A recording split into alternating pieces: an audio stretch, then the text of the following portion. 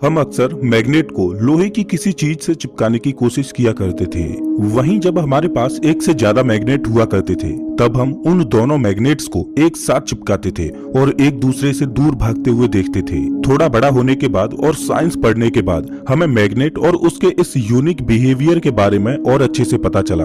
हमें पता चला कि एक मैग्नेट के नॉर्थ और साउथ पोल नाम के दो साइड्स होते हैं। जब आप एक मैग्नेट के नॉर्थ पोल को दूसरे मैग्नेट के साउथ पोल के पास लाते हो तो दोनों तुरंत एक दूसरे से चिपक जाती हैं। वहीं जब आप एक मैग्नेट के नॉर्थ पोल को दूसरे मैग्नेट के नॉर्थ पोल के पास लाते हो तो वो दोनों एक दूसरे से दूर भागते हैं। अब ऐसा क्यों होता है? इस सवाल का जवाब आसानी से दिया जा सकता है। दरअसल हमारे आसपास की हर एक चीज मैटर से बनी हुई है और मैटर हमेशा ही कोशिश करता है कि वो एक स्टेबल या न्यूट्रल स्टेट में रहे।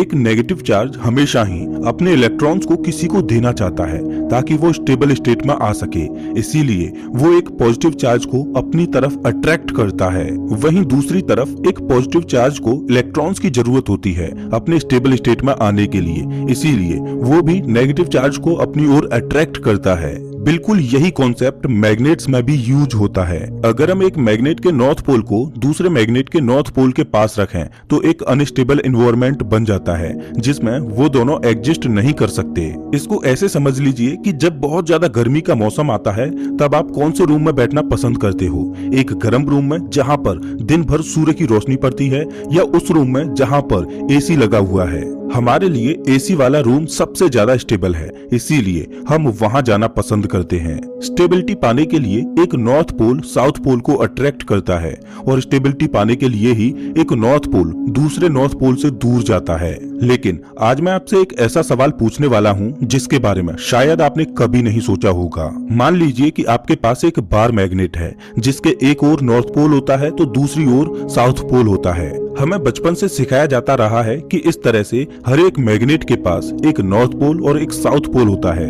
लेकिन अब अगर मैं आपसे कहूं कि इस बार मैग्नेट के दो हिस्से कर दिए जाएं, तो क्या होगा?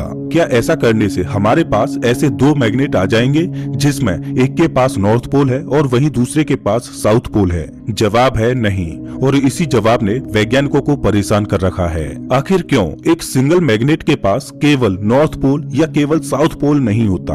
आपको जानकर हैरानी होगी कि जिस तरह के साइंटिफिक और मैथमेटिकल सॉल्यूशंस हमें मिले हैं उस हिसाब से हमारी पूरी दुनिया में ऐसे पार्टिकल्स होने चाहिए थे, लेकिन आज तक इसके होने का एक भी सबूत हमें अभी तक नहीं मिल पाया है। वैज्ञानिकों ने इस तरह के पार्टिकल्स को मैग्नेटिक मोनोपोल का नाम दिया है। तो आखिर मैग्नेटिक मोनोपोल्स दुनिया के कौन से कोने में छुपे हुए हैं और क्या कभी हमें ये मिल पाएंगे? जानने के लिए वीडियो को अंत तक देखते रहिए। नमस्कार दोस्तों, मैं हूँ श्याम तोमर, स्वागत करता हूँ आपका इस वीडियो में। इन्फ्लेशन इस शब्द का मतलब ये है कि जब बिग बैंग हुआ था तब हमारी दुनिया का एक्सपेंशन रेट कई गुना तेजी से बढ़ गया था। यूनिवर्स का साइज चारों दिशाओं में 10 टू द पावर 26 के फैक्टर से बढ़ने लगा और तो और सब कुछ केवल कुछ मिली सेकेंड्स के अंदर ही हो रहा था। जब पहली बार बिग बैंग थ्योरी के बारे में प्रपोज किया गया तब इसके साथ ही इन्फ्लेशन शब्द को भी समझाया गया ताकि तीन मेजर पैराडॉक्सेज को समझाया जा सके। ये पैराडॉक्सेज हैं the flatness problem, the monopole problem और the horizon problem. The flatness problem के बारे में हमने पिछली ही वीडियो में जाना था, तो आप उस वीडियो को चैनल पर देख सकते हो। अब इन तीनों में से जो मोनोपोल प्रॉब्लम है उसके ऊपर बहुत से वैज्ञानिक ज्यादा जिज्ञासा से ध्यान नहीं देते, क्योंकि मोनोपोल प्रॉब्लम का सॉल्यूशन इन्फ्लेशन द्वारा बताया जा सकता है। अब बात यह है कि ग्रांड यूनिफाइड थ्योरी में वैज्ञानिकों ने केवल एक थ्योरी की मदद से स्ट्रॉन्ग, वीक और इलेक्ट्रोमैग्नेटिक इंटरेक्शंस को समझाया है, और इसके मुताबिक बिग बैंग के बाद जब हमारा यूनिवर्स जस्ट पैदा ही हुआ था तब वो कंडीशंस एक मैग्नेटिक मोनोपोल के बनने के लिए सबसे ज्यादा बेस्ट थी। जब लोहा गर्म होता है तभी उसे पीटकर तलवार में बदला जा सकता है, उसी तरह यूनिवर्स की शुरुआती कंडीशंस में मोनोपोल आराम से एग्जिस्ट कर सकते थे और शायद करते भी थे। ग्रांड यूनिफाइड थ्योरी भी यही कहती है कि आज के हमारे यूनिवर्स में हर एक जगह पर एक मोनोपोल होना चाहिए था और इनके साइज भी काफी बड़े होने चाहिए थे। लेकिन जब हम इन्हें खोजने की कोशिश करते हैं तो एक भी मोनोपोल दिखाई नहीं देता। लेबोरेटरीज में भी हम इस मिस्टीरियस पार्टिकल को बना नहीं पा रहे हैं। इससे पहले कि हम ये जाने कि मैग्नेटिक मोनोपोल्स कहाँ हैं, उससे पहले हमारा ये जानना जरूरी है कि क्या ये सच में एग्जिस्ट कर भी सकते हैं।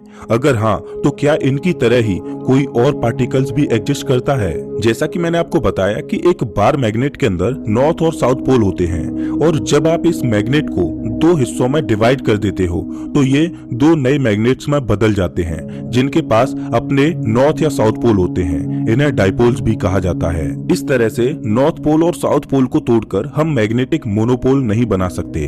मैग्नेटिक मोनोपोल से मेरा मतलब है कि हम एक मैग्नेट को बीच से तोड़कर उसके साउथ पोल या नॉर्थ पोल को उससे अलग नहीं कर सकते। अब ये एक्सपेरिमेंट एक सवाल को जन्म देता है कि क्या हम मोनोपोल्स को बना भी सकते हैं या बस मजे के लिए वैज्ञानिकों ने इसका नाम दे दिया है? इसका जवाब है ब्रह्मांड में इस तरह के मोनोपोल पार्टिकल्स बिल्कुल एग्जिस्ट कर सकते हैं। इलेक्ट्रिक चार्ज और मैग्नेटिक चार्ज बहुत से मामलों में सेम होते हैं। उसी तरह एक इलेक्ट्रिक फील्ड और एक मैग्नेटिक फील्ड भी बहुत से मामलों में सेम होते हैं। लेकिन एक चीज जो हमें पक्के तौर से पता है वो ये कि इलेक्ट्रिक चार्ज और इलेक्ट्रिक फील्ड के अंदर इलेक्ट्रिक मोनोपोल्स एग्जिस्ट कर सकते हैं। मैं बात कर रहा हूँ इलेक्ट्रॉन्स की। अगर आप एक इलेक्ट्रॉन के अराउंड फील्ड लाइंस बनाएंगे तो देखा जा सकता है कि वो लाइन इलेक्ट्रॉन के अंदर की तरफ जा रही होती है।